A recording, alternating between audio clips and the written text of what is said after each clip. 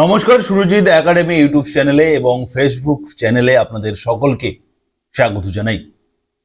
আজকের 8 ফেব্রুয়ারি গতকাল অর্থাৎ 7 তারিখ এসআইআর এর শুনানির শেষ ডেট ছিল। আপনাদেরকে গতকাল আমি একটি রিপোর্ট দিয়েছিলাম এবং বলেছিলাম যে এই 7 তারিখ এসআইআর এর শুনানি শেষ হলে আমি আপনাদেরকে 8 তারিখ মর্নিং এ এই মুহূর্তের এসআইআর এর আপডেট কি রয়েছে, কোন জায়গায় গিয়ে দাঁড়িয়েছে এসআইআর এর আপডেট, এসআইআর এর রিপোর্ট, সেই সংক্রান্ত প্রতিবেদন আনবো আপনাদেরকে আমি বলেছিলাম।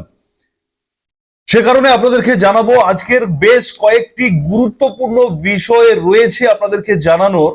প্রথমত আপনাদের জ্ঞাতার্থে একটা কথা বলে রাখি, অবশেষে ইলেকশন কমিশন রাজ্য সরকারের যে ডোমিসাইল সার্টিফিকেট, যে সার্টিফিকেট সাধারণত এসডিও, ডিএম এনারাই এই সার্টিফিকেটে স্বাক্ষর করে থাকেন এবং সার্টিফিকেট এনারা ইস্যু করেন। বেশ কয়েকটি ক্রাইটেরিয়া মেনে এই সার্টিফিকেট দেওয়া হয়। বিগত 15 বছর ধরে বসবাস করা বাসিন্দারাই এই সার্টিফিকেট পেয়ে থাকেন। বেশ কয়েকটি ক্রাইটেরিয়া মেনে এই সার্টিফিকেট দেওয়া হয় এবং এই সার্টিফিকেটকে নির্বাচন কমিশন অবশেষে মাধ্যমিকের অ্যাডমিট কার্ড যেভাবে গ্রহণ করেছে ঠিক একইভাবে এই ডোমিসাইল সার্টিফিকেটকেও গ্রহণ করেছে নির্বাচন কমিশন। এই সার্টিফিকেট যাদের রয়েছে তারা এসআইআর এ ফাইনাল তালিকাতে নাম তুলতে পারবেন এবং তিনারা এই ডকুমেন্টটি এসআইআর এর একটি প্রামাণ্য নথি হিসেবে ব্যবহার করতে পারবেন, এমনটা ফাইনালি জানানো হয়েছে। এবারে আমি আপনাদেরকে যে বিষয়টা জানাবো যে 7 তারিখ সন্ধ্যায় যে রিপোর্ট আমাদের কাছে এসে পৌঁছেছে, আপনারা জানেন যে 7 তারিখ শুনানির লাস্ট ডেট ছিল। বেশ কয়েকটি ইনফরমেশন এসে পৌঁছেছে। এক নম্বরে যেটা জানার সব থেকে বেশি আগ্রহ আপনাদের, যে এখনো পর্যন্ত কত সংখ্যক ভোটার বাদ যাচ্ছেন। এ পর্যন্ত আমাদের কাছে যে রিপোর্ট এসে দাঁড়িয়েছে 63 লক্ষ ভোটারের নাম বাদ গিয়েছে। এটা কিন্তু ফাইনাল নয়, আরো সংখ্যাটা বাড়তে পারে। তার কারণ আপনাদেরকে বলি, এই 63 লক্ষের মধ্যে আপনারা জানেন যখন ড্রাফট লিস্ট পাবলিশ হয় সেই সময় deleted voter, shifted voter, absentee voter, মৃত ভোটার, এই যে ভোটারগুলো, এই সমস্ত ভোটারের সংখ্যাটা ছিল 58 লক্ষ। সেই 58 লক্ষ তো প্রাথমিকভাবে বাদ গেছেন এবং এই মুহূর্তে যে 1.5 কোটি ভোটারের যে হিয়ারিং এর নোটিশ করা হয়েছিল, 1.5 কোটি মানে 1,52,00,000 মতো ভোটারকে নো ম্যাপিং নিয়ে শুনানি নোটিশ দেওয়া হয়েছিল। সেখান থেকে 5 লক্ষের মতো শুনানিতে উপস্থিত হয়নি, এরকম সংখ্যাটা রয়েছে 5 লক্ষ। অতএব ওই 58 লক্ষের সঙ্গে 5 লক্ষকে যোগ করে দিলে 63 লক্ষ ভোটার এই মুহূর্তে কিন্তু বাতিলের দলে। তবে ফাইনাল রিপোর্ট কি হতে চলেছে সেটা ইলেকশন কমিশন যতক্ষণ না জানাচ্ছে ততক্ষণ কিন্তু আমরা আপনাদেরকে দিতে পারছি না। তবে এখনো পর্যন্ত 63 লক্ষ কনফার্ম এই সংখ্যক ভোটাররা কিন্তু বাদ গিয়েছেন।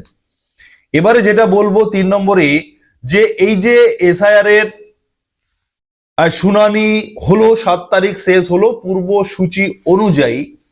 এই শুনানি বিভিন্ন সূত্র মারফত আমাদের কাছে যে খবরটা রয়েছে, জানি না ফাইনাল এখনো ইলেকশন কমিশন থেকে কিন্তু কোনো বিজ্ঞপ্তি দিয়ে জানানো হয়নি, তবে বিভিন্ন সূত্র মারফত খুব রেপুটেড জায়গা থেকে যে খবর আসছে সেটা হলো 7 দিন মতো কিন্তু আরো বাড়ানো হতে পারে এই শুনানি। তার কারণ বেশ কয়েকটি জেলা রয়েছে, যেমন মালদা, দক্ষিণ 24 পরগনা এবং উত্তর কলকাতা, এই 3টি জেলাতে সব থেকে বেশি সংখ্যক ভোটারের এখনো পর্যন্ত শুনানি বাকি রয়েছে। সেই কারণে এই 3টি জেলাকে তো কমপ্লিট করতে 3-4 দিন 5 দিন সময় লাগবে। সেই কারণে এছাড়া যে সংখ্যক ভোটারের এখনো পর্যন্ত হিয়ারিং হয়েছে তাদের সমস্ত তথ্য এখনো আপলোড করা কিন্তু কমপ্লিট হয়নি। সে কারণে 1 সপ্তাহের মতো সময় লাগবে ইলেকশন কমিশনের। মানে এই মুহূর্তে যে পরিস্থিতিটা এসে দাঁড়িয়েছে, ইলেকশন কমিশনকে কয়েকটা দিন সময় না বাড়ালে ইলেকশন কমিশন কিন্তু কাজ সম্পন্ন করতে পারবে না।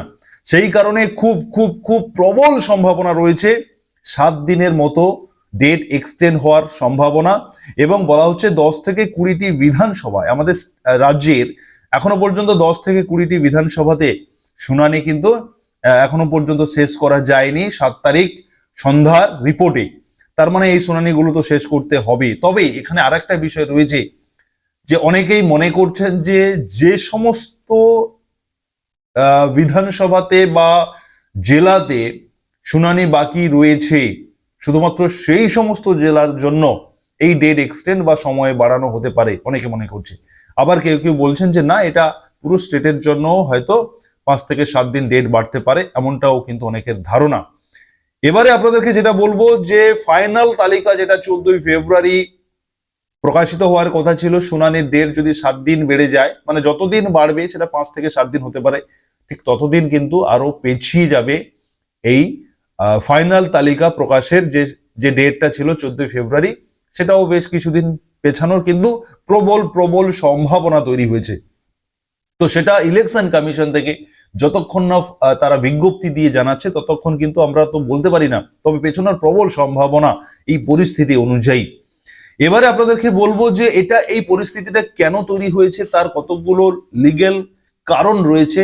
সেটা কি, যিনারা মূলত শুনানি করেন ইআরও বা প্রত্যেকটি স্টেটের, যে আমাদের ওয়েস্ট বেঙ্গলের কথা বলি, সিইও দপ্তর মানে মুখ্য নির্বাচনী আধিকারিক, রাজ্যের মুখ্য নির্বাচনী আধিকারিক সিইও দপ্তর থেকে সিইও দপ্তরে ইআরও যারা, যিনারা সিইও দপ্তরে চিঠি করে তিনারা জানিয়েছেন যে আরো বেশ কিছুদিন সময় প্রয়োজন, তিনারা চেয়ে আবেদন করেছেন এবং সিইও দপ্তর সেই চিঠি ফরওয়ার্ড করেছে নির্বাচন কমিশনে, মুখ্য নির্বাচন কমিশনে, মানে দিল্লিতে সেই চিঠি পাঠানো হয়েছে যে আমাদের রাজ্যে বেশ কিছু জায়গায় সময়ের প্রয়োজন রয়েছে, সেটা কিন্তু এখনো পর্যন্ত চিন্তা ভাবনা চলছে ইলেকশন কমিশন থেকে, এখনো পর্যন্ত কিন্তু সেভাবে কোনো রিপোর্ট আসেনি এই ডেট এক্সটেনশনের বিষয়ে, কিন্তু ডেট বাড়ানোর প্রবল সম্ভাবনা এই মুহূর্তে তৈরি হয়েছে এখনো পর্যন্ত।